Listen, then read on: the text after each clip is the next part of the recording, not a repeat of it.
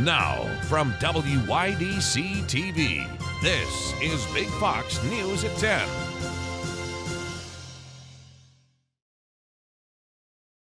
Good evening, I'm Anna Manuel. The Wine Glass Half Marathon has been nominated as the best half marathon in the nation. Our Maggie Hall recaps the race and speaks to a runner about what the marathon means to her. The Wine Glass Half Marathon is 13 years old and draws people from all around the world to our very own southern tier to run the courses. Grace Scouten has run the half marathon twice, in 8th grade and in 2021. When I ran the half marathon the first time, I was just getting into running, and then when I ran it last time, I was getting back into it again after running competitively for 4 years and taking a break and stuff. And so I think both times when I did it, I wasn't entirely sure I was gonna be able to finish or that I could do it, but the encouragement of everybody around me, and being able to it was just very, both times I was wow, good for me, something that I could do. I didn't realize I had it in me to do. The Wine Glass Race Series brings the whole community together. If you're not a runner, you can always volunteer. An opportunity for everyone to come together, and there's always there's a job for everybody, and whether it's just cheering somebody on, or you have the water table, or there's people organized and everything too, or the buses, but I think it's just it's an opportunity for all of us to come together and just support something that's so good. The voting is through 10 Best. You can vote once a day until March 27th. To vote, follow the link on your screen. You can help vote the Wine Glass Half Marathon the best half marathon in the nation. Maggie Hall, Big Fox News, Corning. Corning's St. Baldricks event is back after 2 years off. You can sign up today to help the group reach their fundraising goal to help fund childhood cancer research. I feel like this year we're kind of trying to get it back up off the ground because of COVID, and we kind of had some downtime, and so the years that we were at our peak, $50,000 we raised, and and I feel like that's what this year is. Because we've kind of taken a little bit of time between the events, a couple years between the events, we're trying to make that connection again, because we know that once we make that connection, that this community is just amazing. They just come out. And for more details and to sign up to volunteer, visit the website on your screen. Cannabis dispensaries in New York State are set to double as more retail licenses become available. New York State originally issued 150 licenses, but now will increase the number to 300. Retail dispensary licenses will still be given to those who were previously in jail for cannabis-related crimes.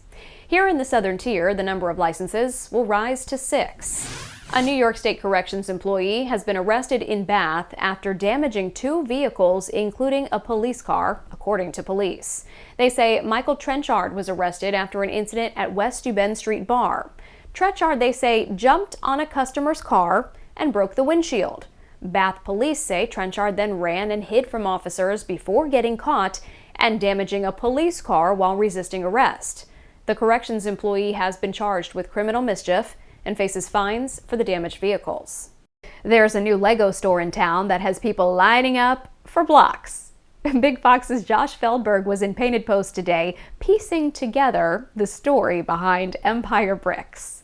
Empire Bricks is a brand new dedicated Lego store that has all different kinds of sets and pieces of the buildable blocks. Empire Bricks is a place where we sell used, retired, new, bulk, all sorts of Lego, and only Lego to our local community. Matt and his wife Juliet began by selling Legos online. Their success has led them to opening their own store. Well, so Painted Post doesn't really have much available for kids and families. We've got Corning Incorporated here, big company. We've got Siemens across the street. There's martial arts, and there's a park next door. We were hoping that we could have something that would be available for families with young kids and adults at the same time. I'm here at Empire Bricks in Painted Post. The new Lego store will have their official grand opening tomorrow at 10 a.m.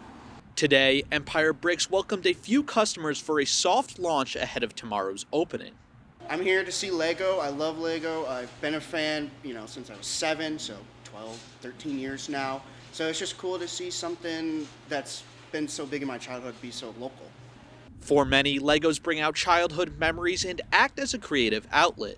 My favorite memory is probably seeing the Lego movie with my dad and my best friend when it first came out now almost 9 years ago today, or not today, 9 years ago, and going home and just dumping all my Legos onto the floor and just recreating every scene in that movie with my own stories and imagination. Everybody's creative. Everybody likes to be able to do things with their hands and their minds at the same time, and Lego's a great way to do that. If you decide to start building Lego creations at home, just be sure to watch where you step. Josh Feldberg, Big Fox News, Painted Post. One local basketball player has scored 1,000 points while only in high school. Alyssa Dobson, a senior at Corning Painted Post High School, has reached an impressive career milestone while still in high school. Alyssa, number 12, accomplished the impressive feat while being cheered on by her teammates, friends, and family. In a world that's becoming increasingly connected, it's sometimes easy to feel like we're focusing more on our screens than the people right in front of us. But now, a growing movement is hoping that you'll switch off your device and connect in real life. Brian Yennis has the story. The stats may or may not shock you. The average American spends more than 7 hours looking at a screen every day, according to Data Reportal.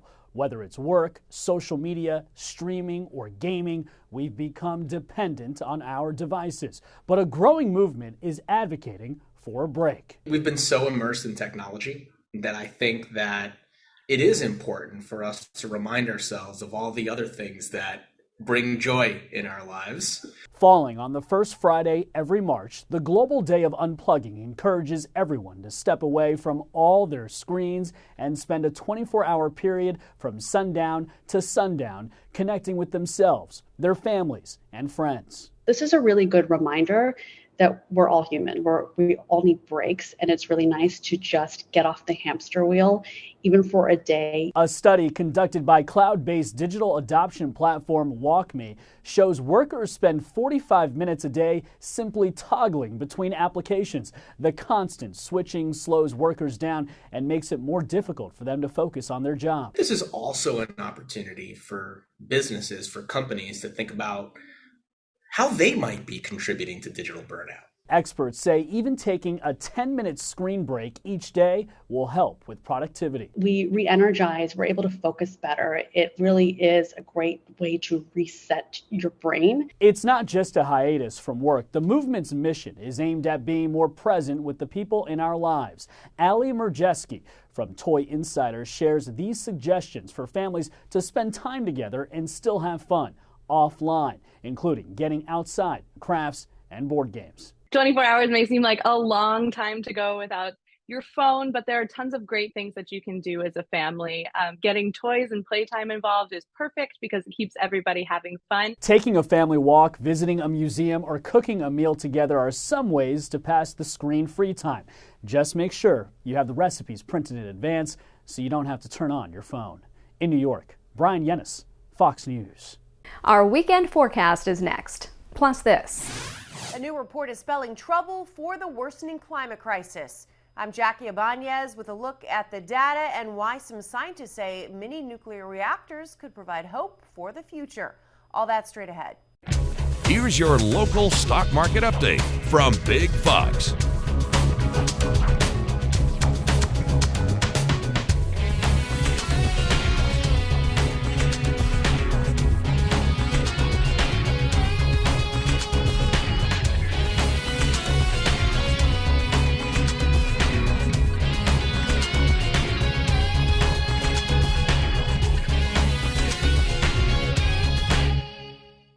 Now, your Twin Tiers forecast from Big Fox.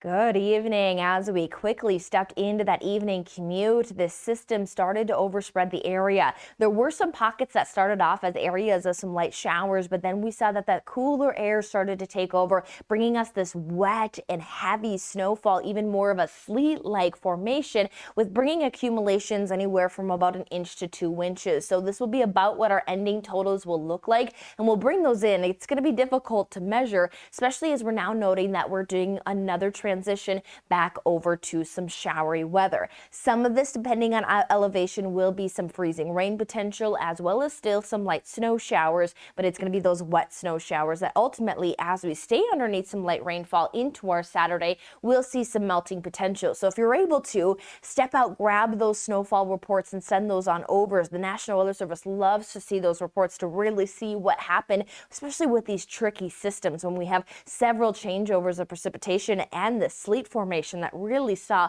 a bulk of the accumulation compared to really snow as well as rainfall. So as we look through this system, you can see that there's this warm nose, and that includes this area of pink that we are underneath currently, bringing us that sleet potential and even some freezing rain through those higher elevations. But here's your low pressure system, and that's what's pushing the heaviest of the rain that's been causing for some flooding concerns out. And now we're detailing the back end of the system. So again, still some blue mixing in. That's going to be again temperature dependent as well as elevation dependent. Local Elmira area looking to be mostly light rain showers. We're not going to see significant numbers coming from when it comes to rainfall accumulation, but a few tenths of an inch, upwards of a half an inch could be possible for some. Again, really dependent when it comes down to elevation as well as still some of those rich moisture values. Now, as we head into our Saturday, we'll stay underneath some gloomy skies and some showery weather. Temperature-wise, holding to those upper 30s. Now, one thing we haven't talked too much about yet, but we will try to get to when we head through next week, will be this average high temperature that is climbing into the 40s, but we are looking at a below average temperature trend that is going to be pushing its way in. Now, we do get a peak though, at least some seasonal conditions and a quiet day setting up. Sunday, if you have any activities that you need to get to, some errands to run, Sunday should be a better day on the roadways. Still note there is going to be a little weak system behind that low that might initiate a few light snow showers or even some rain showers due to temperatures being a little bit more mild on Sunday. But what we'll be keeping an eye on will be a switch in that pattern that's going to come on Tuesday. So we do keep mild temperatures there even Monday, mostly cloudy skies. We'll have a chance for another round of some showers. Right now, looking light. We'll watch how the system will continue to formulate, and potentially we'll talk about some times of wintry mix due to those low temperatures dropping near or below that freezing mark. And following the system will be a better push of some below average temperatures that look to hold on as we head into our next weekend. Not all records are good. A new report is sounding the alarm as global carbon dioxide emissions reach new heights. Jackie Ibanez has the latest on that, plus why some engineers say micronuclear reactors could be a solution to providing clean energy of the future. The world's carbon dioxide emissions in 2022 reached their highest level on record, according to an alarming new report by the International Energy Agency.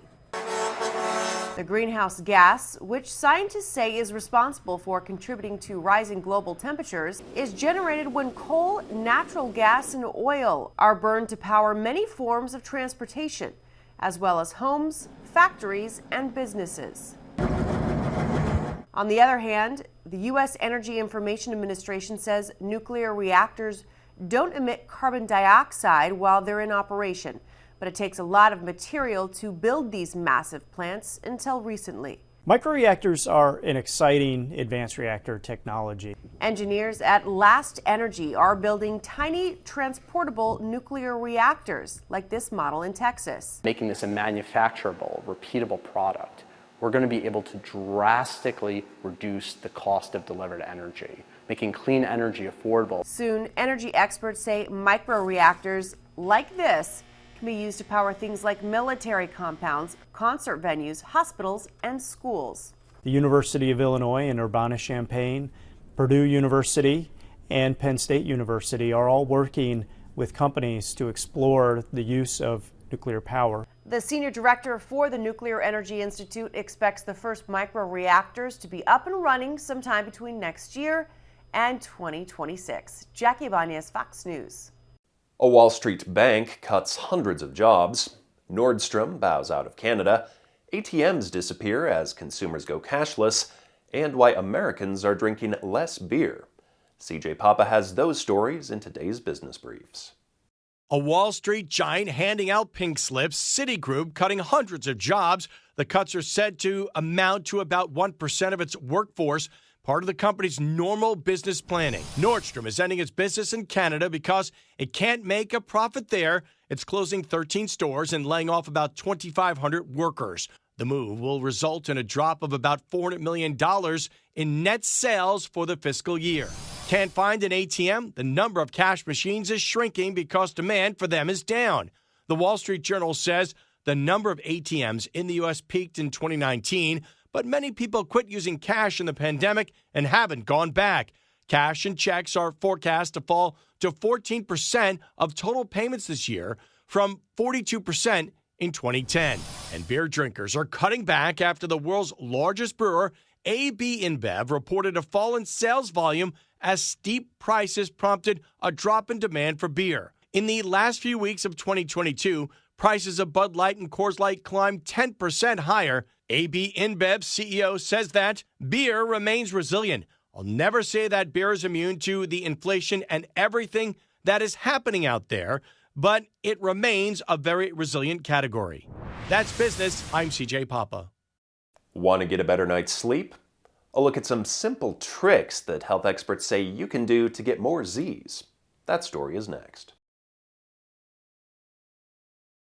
Watching a YouTube clip, scrolling through your phone, or beating one more level in a video game.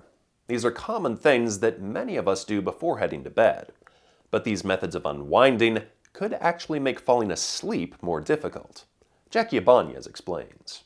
Getting a better night's sleep could be as easy as ditching your electronic devices way before you hit the sheets. With data collected by the National Institutes of Health and the CDC finding frequent nighttime media use is having damaging effects on your sleep quantity and quality. They are more likely to stay up later, both because they're using the media, and so then they're not starting to go to bed as early as they would otherwise. And then even once they start trying to fall asleep, it takes them longer to fall asleep. And then they're more likely to have interruptions in their sleep. If you are going to be on your phone or watch TV before bed, health specialists recommend reducing the blue light settings on your devices, citing how exposure in the evenings can make it difficult for you to fall and stay asleep. Another thing is to really be thoughtful about what kind of media are you engaging with. When people are engaging with multiple sources of media at once, that it's more likely to really ramp them up and harder to calm down. When it comes to kids, instead of screen time before bed, educators stress the importance of reading them books rather than handing them a tablet. Understanding that words actually convey meaning when you look at printed text is something that can start at an early age, and it builds the foundation for children wanting to be read to, enjoying being read to, and ultimately being able to read on their own. Health experts also recommend tracking your media usage, engaging whether the content you're consuming is helping you better your life or causing you distress. Jackie Ibanez, Fox News. For the first time in 2 decades, the EPA has released new standards for semi-trucks to lower air pollution. But some smaller trucking companies fear these additional costs for environmentally friendly vehicles could push them out of the industry. Rebecca Castor has more. It will be several years before these trucks hit the road, but small business owners are preparing now. Truckers we spoke with say even though they also want cleaner air, it's going to come at a price, and that could easily trickle down to the consumer. At John & John in Crowley, Louisiana, trucking has been the family business for nearly 100 years. This is my grandfather who started the business in 1925. He turned it over to my dad. Today, William John runs the business with his 2 brothers. And like other family-run trucking companies across the U.S., they're questioning how they'll afford the new EPA-approved trucks. With new regulations, the price of these trucks here will go up probably $10,000 to $15,000 a piece. And someone has to pay for it. The options we have, we comply or we go out of business. By 2027, semis on the market must have engines that emit less nitrogen oxide, a gas that's been linked to heart and lung problems. I'd say right now we are all paying for the pollution from these trucks. We're paying in terms of higher hospital bills and asthma, missed work, missed school days. We are all breathing in that dirtier air. Reining in that truck pollution is one of the best ways that we can improve air quality and improve people's health. John would like to see the government help mom and pop trucking companies pay for the extra costs. It's good for the environment, it's good for our health, yes, I'm all about it. But we're going to need help somewhere to help absorb this cost. Being a family-owned company, it will be a financial hit. Because of its potential impact on the trucking industry, a group of Republican senators are pushing for the new EPA rule to be overturned. In New Orleans, Rebecca Castor, Fox News. Stay with us. We'll have more right after this. We want to leave you with a smile. Do you love cheeseburgers, but maybe you're trying to watch your health? You might want to look for a Whataburger. A new study conducted by Gambling.com suggests the Texas-based Whataburger has the healthiest cheeseburger in America. The Whataburger with cheese scored a healthy rating of 8.4 out of 10. Researchers examined the fat, salt, sugar, and calorie content of each fast food joint's burger to get their score. The Whataburger with cheese had the second lowest fat and calorie count in the study. California-born In-N-Out Burger came in second with an 8.2 rating. I'm Scott Beadle. Thanks so much for watching.